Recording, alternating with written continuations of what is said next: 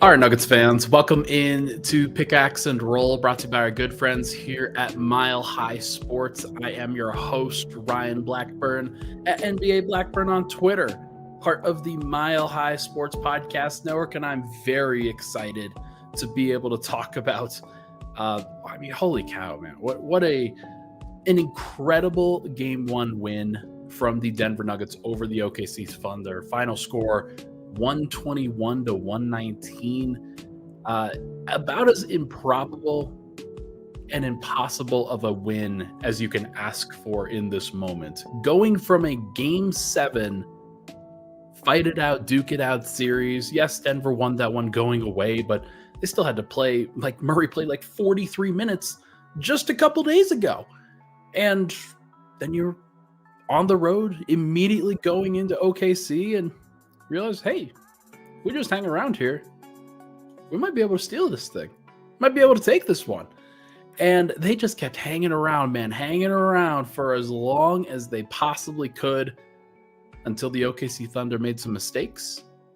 Aaron Gordon makes a massive three, and the Nuggets run out of Paycom Center with the intention of getting the hell out of there before anything else changes. They go up 1-0, massive flip to this series, and this really changes my entire thinking on the series as a whole.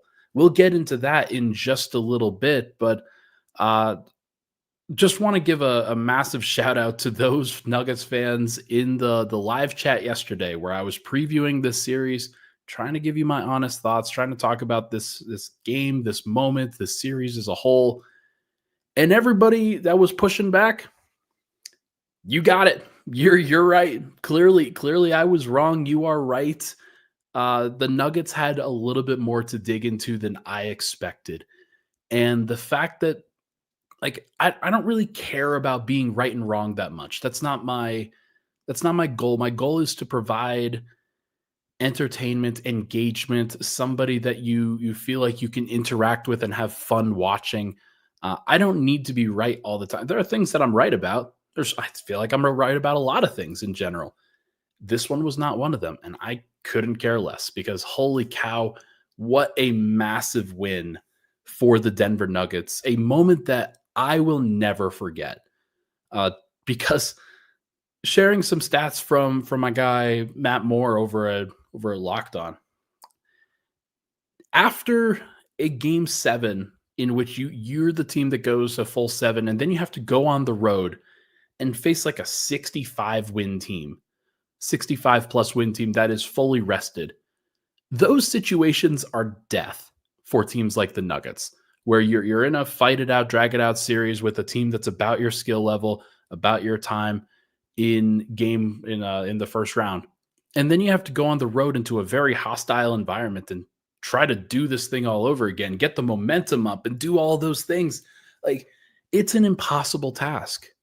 And I want to frame it that way. And I want to frame it about how improbable and impossible it is, because that makes it that much more awesome that they were able to get it done.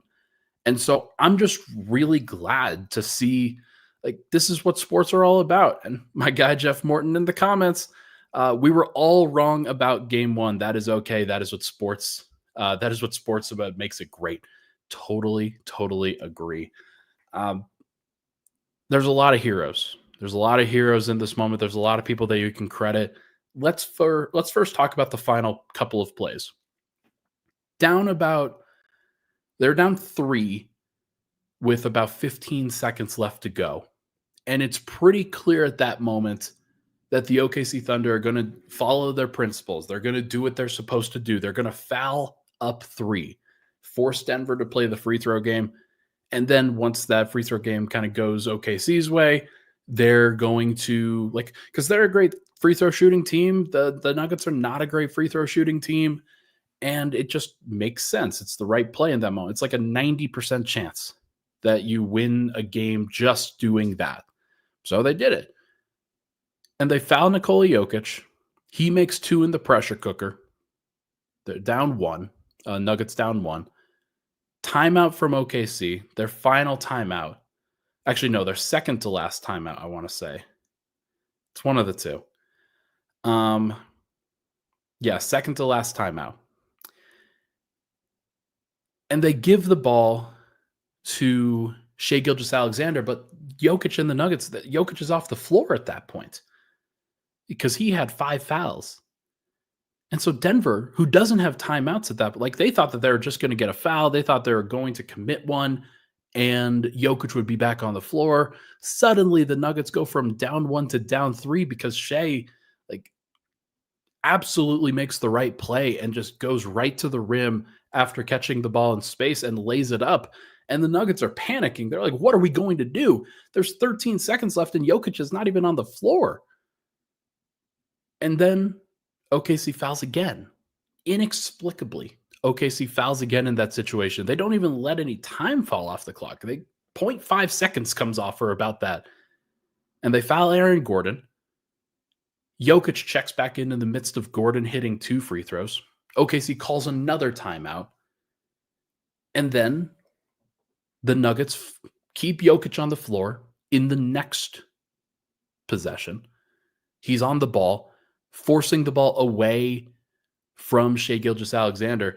The first reason why Jokic wasn't on the floor, he had 5 fouls at that point. So Denver did not want him in a you have to foul situation to be the one that they are forcing to make that play. They don't want Jokic to foul out of the game. So they took him out, assuming that he could get back in. That was the only reason. But then with about 10 seconds left to go, the Nuggets are defending an inbound. Jokic is defending the inbounder. He prevents the ball from going to Shai Gilgeous-Alexander again, and the ball ends up with Chet Holmgren. The Nuggets foul him, and Chet goes to the free throw line with about 9.5 seconds left to go. And he bricks both free throws. You're up 1 in that situation. You need at least one of those to make it so that the Nuggets would have to make a 3 to take the lead. They don't get either. Chet looking a little nervous up there, clearly makes a mistake. It could happen to anybody, but it happened to him. And the Nuggets, first of all, they let the ball drop after it rolls off of the rim. It drops immediately, hits the hardwood, and I'm just panicking. Like, how does that even happen in that situation? Maybe it was what they were trying to do, but Denver then collects the ball. Christian Brown grabs it, and usually in that situation, this is something I put on Twitter last night. Usually in that situation, the ball ends up in Murray and Jokic's hands. One of those guys makes the decision with the ball, and you'll live with the results, especially Denver down 1. Like, perfectly reasonable to try to get the ball to one of your 2 clutchest players, guys who have gotten you through that in big situations before. But instead of that, Christian Brown understands the floor balance, understands that the Thunder are probably not prepared for this situation, pushes the ball up to Russell Westbrook, who has a choice. Russell Westbrook has a very clear choice in this moment. You're down 1, about 7 seconds left to go. Do you drive the lane and try to get the layup, try to get the foul? Or do you kick it out to the open 3-point shooter in Aaron Gordon? And he trusted the open man. Aaron Gordon spotting up on the left wing. Nobody really around him. It was a wide open 3 that Chet Holmgren kind of tangentially got to try to contest, but not really. And Russ makes the right play, passing it over to him.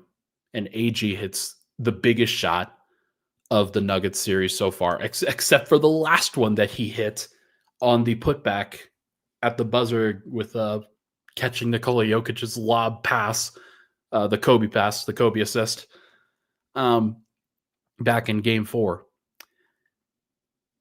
And Denver wins it because Aaron Gordon hits a shot with 2.8 seconds left to go in the game.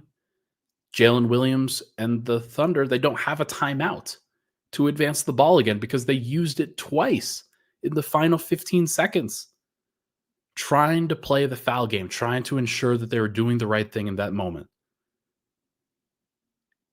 What a big error by OKC. What a big error in that moment.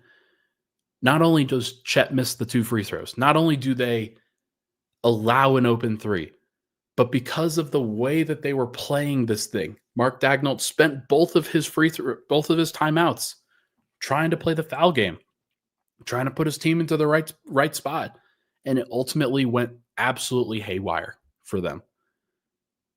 Incredible loss for OKC. They should have won that game. I know Nuggets fans are going to be like, we took it, we got it, we won. Look at the effort that we put in. We made the big shots. And you're right. You're 100% right. Like, there's a winner and a loser, and the Nuggets won. But I think OKC is probably going to feel like they let this one slip through their fingers, because they did. Denver came into OKC and absolutely stole game 1. They should not have been in this situation. Every number, every objective number about like history in a playoff series is telling you Denver should not have been in this game. But they kept fighting. They were very resilient. They did exactly what they were supposed to do at every single moment of this game, to just stay close, to just hang around, to do the things that they were supposed to do, to allow OKC to make a mistake. And OKC did. They opened up the door, and Denver just waltzed right in. They waltzed right in, trying to get into that moment. And Aaron Gordon made one of the biggest shots of his career. He's having a great moment. Really, really cool stuff from him. Overall, 22 points for him, 14 rebounds from Aaron Gordon, plus 16 in a game the Nuggets won by 2. That means that in the 9 minutes that Gordon did not play, the Nuggets were a minus 14. They're going to have to figure out some things. They're going to have to figure out some rotations, some different lineup combinations that they can play. The OKC Thunder played 10 guys. They lost, but they played 10 guys. Denver played 8, really 7.5 if you're counting Julian Strawther's 6 minutes. I thought that Julian was just fine. Doesn't necessarily mean that he did everything that he needed to do, but Denver kind of opened it up in this one. Or not opened it, like they tried to lock in with the group that they know. And they found a way to win with what was effectively a 7.5-man rotation in game 1, 2 days after winning game 7, 2 days after being a part of that series, a part of that moment. And that, to me, it really is the resilience of the championship run. This is, in a lot of ways, the same group.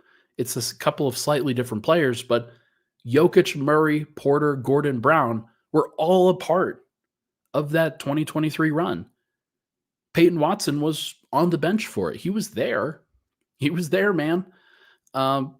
Russell Westbrook adding in his own personal layer to that and his own personal fight, and he's fitting right in. He's doing everything that he is supposed to do in this situation. I'm going to talk about him in the second segment. But the only Julian Strawther, frankly, is the guy that's like we're still trying to figure out whether he's built for this, understanding what he's supposed to do. But everybody else, I think, has had experience in these moments before. The only guy who didn't really play well in the game last night was Michael Porter. We'll talk about him as well. But everybody kind of knew what the job was. Everybody knew what this had to be. Denver had to grind it out. They had to stick with it. They scored 50 total points in the first half. They scored 71 in the second half. Just played a much better offensive game. Got to the free throw line a whole heck of a lot. By the way, a massive error from OKC to put Denver in the bonus really early in the fourth quarter, because it just allowed them to go to the free throw line over and over again and also stop the clock. So there's a lot of factors that I think, yeah, if you change one thing, OKC probably gets this. If you change another thing, OKC probably gets this. But this is what happened in this game. And Denver and Nuggets fans should absolutely be over the moon in this moment. This is one of the most incredible wins, most improbable wins that I've seen in a long time. Just the situation being what it was, how Denver had to fight through this, how they were basically down for the entire game and still managed to get it done. Just a awesome, awesome moment for everybody involved. Aaron Gordon, take a bow. You absolutely deserve a whole bunch of credit. And we're now at a point where you can call this a series. I didn't know what Denver was going to bring in this series. I thought that game one would obviously be like a 15, 20 point, maybe even larger loss. I mean, think about the first. Here's the situation for Nuggets fans to remember. Game one against Memphis. Memphis had to go through the play-in tournament, right? They were fighting for their lives. They lost their first game. They won the second game.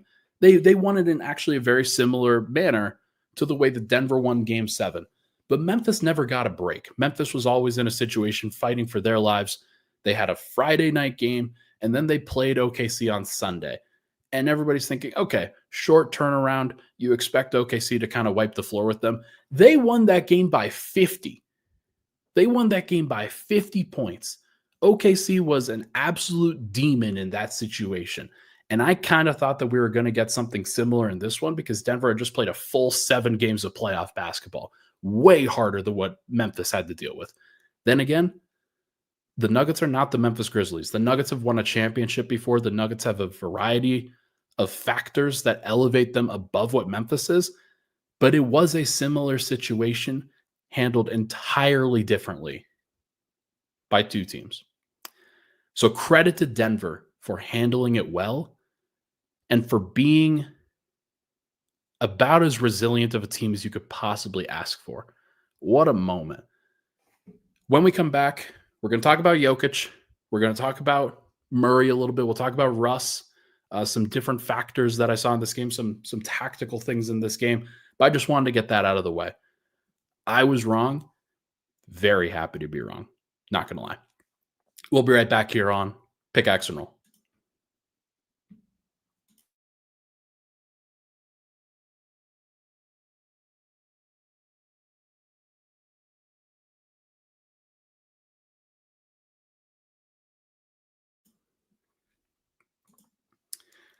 All right, we are back. Pickaxe and Roll, Ryan Blackburn here. Thank you so much for tuning into the show. Hit that like button, hit that subscribe button on the show. Would really, really appreciate it. What a game. What a moment.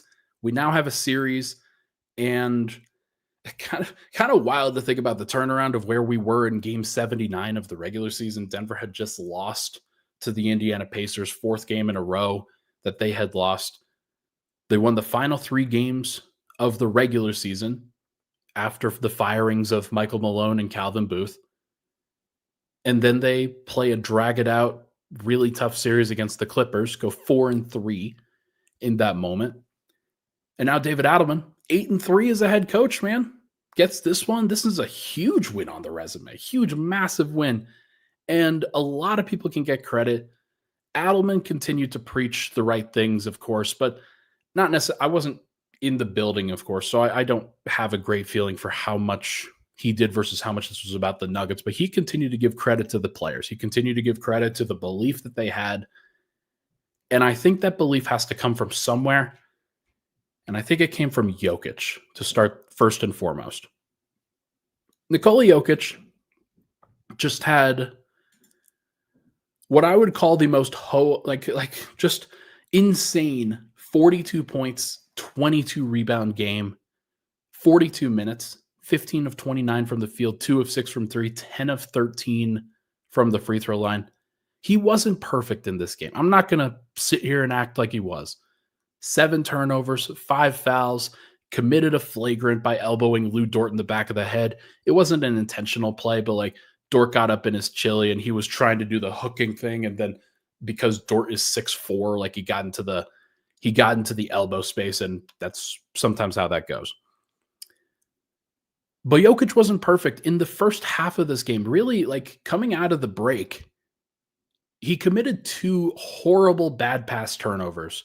One of them, actually both of them were no looks, where he was thinking that somebody was going to be in the place. They weren't in that spot. The defense kind of caught him off guard in that situation. In the first half, Alex Caruso had this crazy pass or had this crazy steal where Jokic tries to throw the ball over his head, and Caruso just plays the cat and mouse game, baiting him into that play. And there were just a lot of those moments where Jokic, and I thought Murray was like this too. We just had tired brain. Just had, like, you're coming off of this long series, exactly what I was expecting. This is a really tough situation for those guys to be in, where they were just dealing with the Clippers. Now they got to deal with this absolute juggernaut of a team that won 68 games in the regular season, fresh as a daisy. The Nuggets are dragging ass. They are doing everything they can to try to just stay in the game, but sometimes you're not making the right plays in the right moment. And Jokic had this moment after those turnovers. He just kind of put the head down a little bit. He just put the head down and said, you know what? Screw this. I am not going to try to outthink this defense. I am just going to get a bucket. I am just going to grab rebounds. I am just going to dictate what the defense is going to do rather than what I think they're going to do. And he played an epic game. It was sloppy overall, but this is one of those ones that you're going to remember and think, yeah, had 7 turnovers, had 5 fouls. They were living on the edge. This was very close, but it doesn't matter because the physical dominance and the amount of attention that he dictated from the OKC Thunder, he put Isaiah Hartenstein into foul trouble. He put Chet Holmgren into foul trouble. They had another guy with 5 fouls. Who was it? Oh, no, a whole bunch of guys with 4 fouls. Shea, Dort, Caruso, all of those guys. They were in foul trouble for the entire second half pretty much because Jokic was doing exactly what he was supposed to do, forcing double teams, forcing the attention, putting himself into a position where the opposing team has to commit. And if they don't commit, then he's going to score. The touch that he has on the 4-foot, 5-foot floater shots, the hook shots, the turnarounds, incredible stuff. And his ability to get to that repeatedly, I think, was what kept them in this game. Denver didn't make a whole bunch of threes. They shot 31% as a team. They were 10 of 32. Jokic made a couple, and seeing those at the end, especially the one that took the game from down 4 to down 1 for Denver with about a minute to go, that was a huge play because Hartenstein was right in his grill, right there. And he just jab steps him until oblivion, until he gives just enough room for Jokic to get off a clean look, and Jokic cans it despite having played 42 minutes already. Incredible shot. But Jokic just puts his head down, man. And seeing him get to the rim and be unstoppable in this moment, it gives me a lot of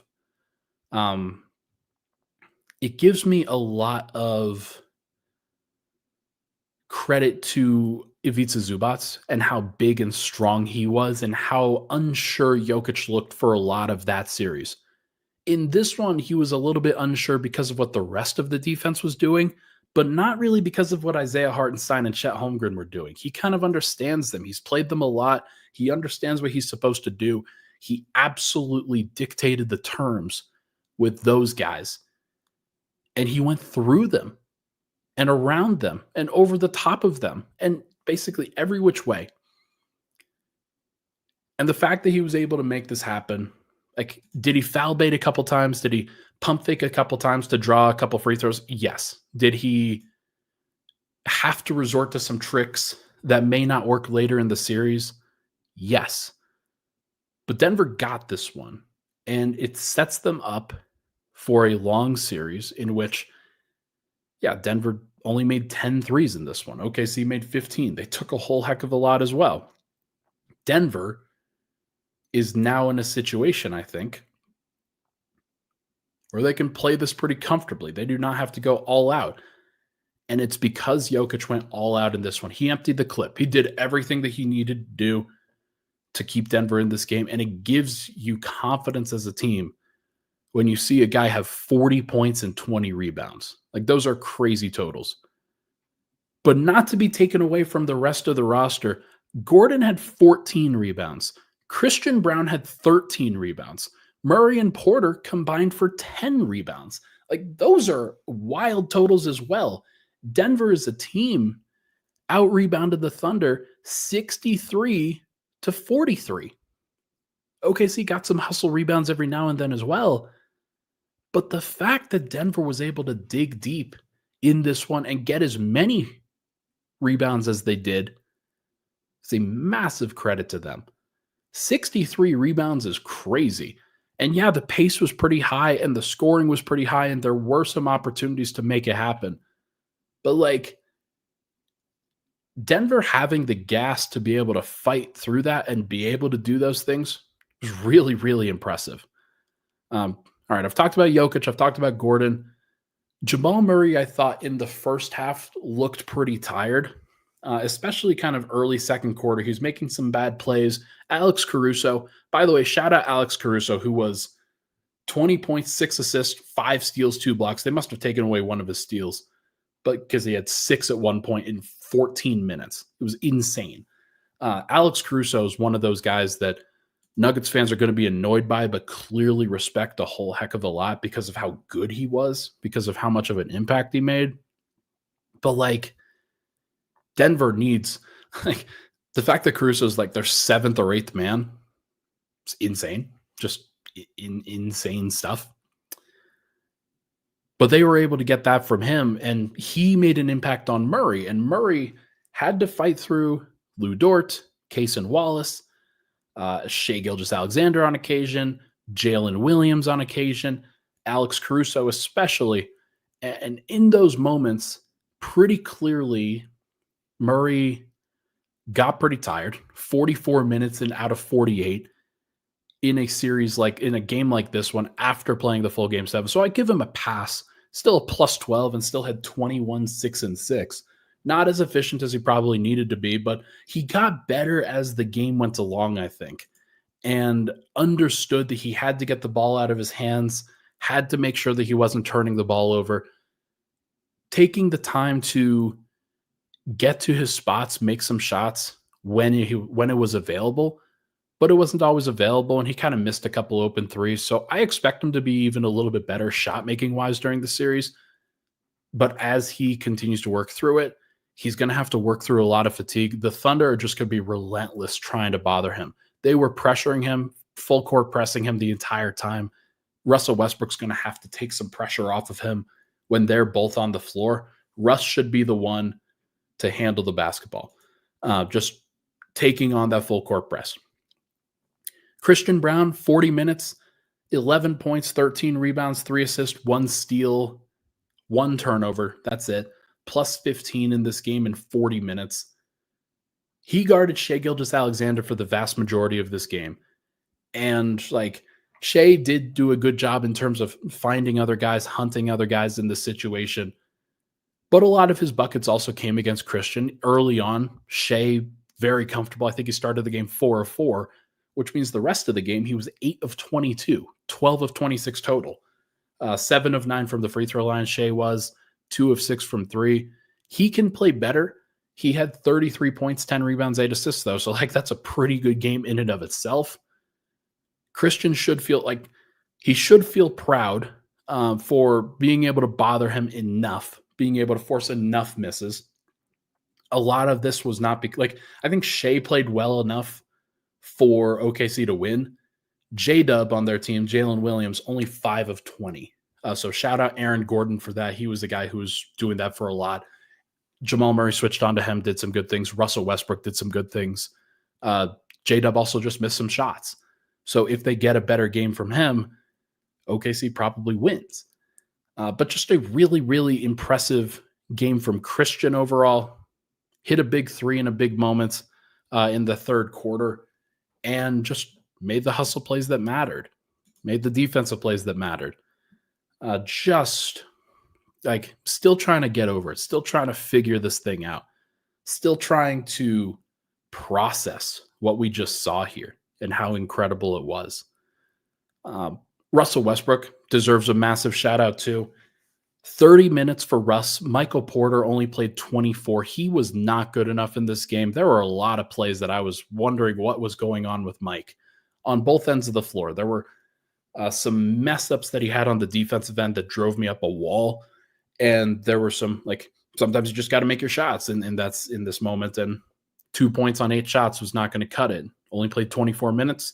Russ got out there for 30, 7 of 13 from the field for Russ. Only 1 of 5 from 3, including, like, there was another kind of 3-point miss that he had with about 20 seconds left. Denver down 1 in that moment. Was a pretty good opportunity for Denver to take the lead. Russ ultimately missed it. He had some open threes. There will be times where he makes that shot. He's been making it pretty much all playoffs. So want to keep giving him the benefit of the doubt, especially if these are open rhythm threes. He's got to take them. And he was a +4. So like it was, his impact overall in the game was very positive. The third quarter that he had just to help Denver stay in this game was a really, really impressive one. I don't know how many points he actually had in the third. I know it was at least 10. But in general, like, Denver needed everybody to step, or like enough people to step up, because Mike didn't have a good game. I think, and everybody's talking about he's obviously injured. He has one arm, things like that. Guys, I know. He had one arm in the last series, though, and was still able to fight through. And I like the expectations are high for Mike because of he's shown it already. And so if you've shown it, you're obviously going to get a pass if Denver wins in game 1. Denver's going to need Mike in game 2, in game 3, in game 4, whatever. They're going to need a Michael Porter Jr. game or 2 in there. So we'll see if he could deliver it. We'll see if he could play better. I think he will. But yeah, Russ stepped up in the moment. You didn't get a good Mike game. You got a good Russ game. You got somebody else who could step into that place and just, again, take some pressure off of Jamal, take some pressure off of Mike, take some pressure off of everybody. It was really good stuff. And then Peyton Watson and Julian Strawther. Julian played 6 minutes. I'd expect him to also play in game 2. There was nothing that OKC really did trying to attack him, trying to bully him. Maybe they'll change that in game 2 if they see that Denver has opened up the rotation to a guy that they don't necessarily fully trust. It wouldn't surprise me if OKC decides, all right, anytime that number 3 is out there, Julian Strawther, we're going to go at him. But either way, thought he handled himself reasonably well. The -10 doesn't really reflect what he did or what he didn't do. Like, he was out there, and it wasn't really his fault that they were down -10. I thought it was more of a Murray issue. That was more of a Porter issue. But yeah, Peyton Watson also deserves some credit. Again, kind of like Julian Strawther. There were a couple more mistakes with Peyton, some missed shots that he had. He went 0 of 4 from 2-point range. Just has to be making some of these layups.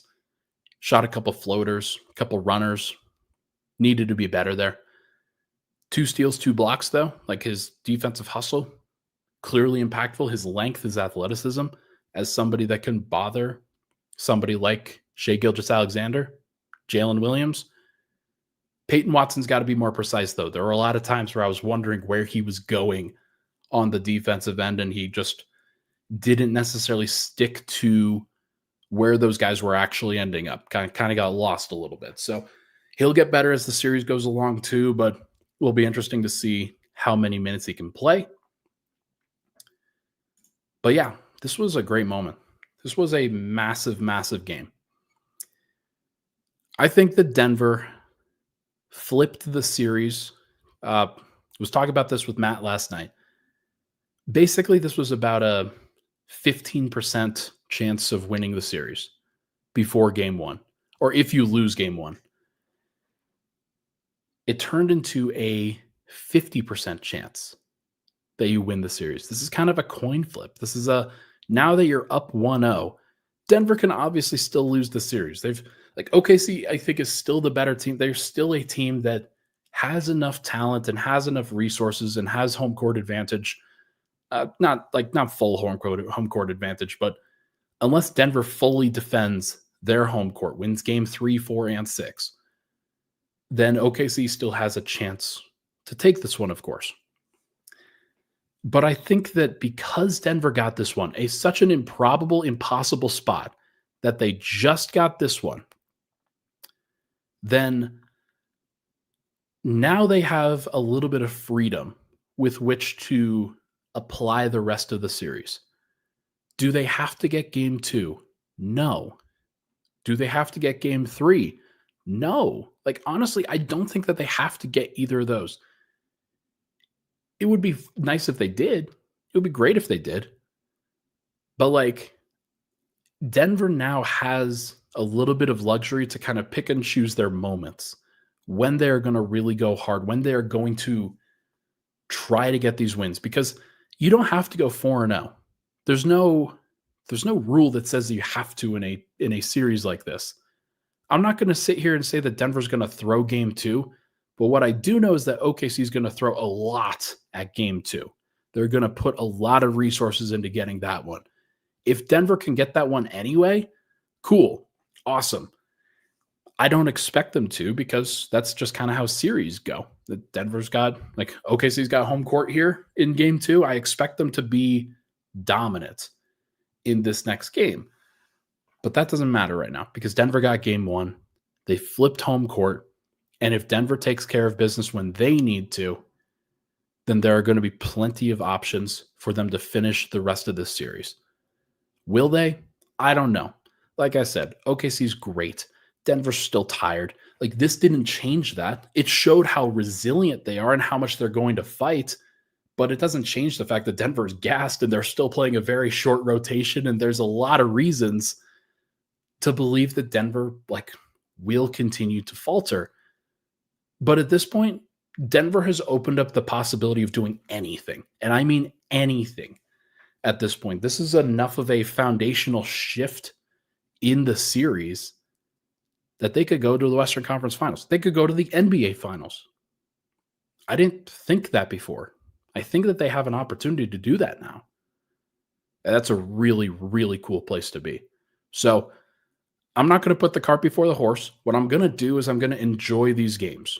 I'm going to try to talk about the adjustments, talk about different things that they're going to do, OKC's going to do. First of all, J-Dub's going to try to play better for OKC. For Denver, Michael Porter, he's going to have to play a little bit better. He's going to have to make some of the open shots. Denver's going to have to be a little bit more precise with where Alex Caruso is going forward. He can't make a 5-steal, 2-block level of impact in the next game. If he does, then Denver's going to lose. But I do think that Denver has now opened up the possibility of them winning the series. It's open. Now we'll see if they can take it. I'm looking forward to it. I'm excited to see what they can do. All right. That is going to do it here for this episode of Pickaxe and Roll, brought to you by our good friends at Mile High Sports. Thank you so much for tuning in, folks. Hit that like button, hit that subscribe button if you enjoy. Very curious to see what Denver brings throughout the rest of this series. But if it's anything like game 1, it's going to be exceedingly entertaining. Everybody have a good Tuesday. I'll be off tomorrow and then back on Thursday morning. We'll talk to you guys very soon.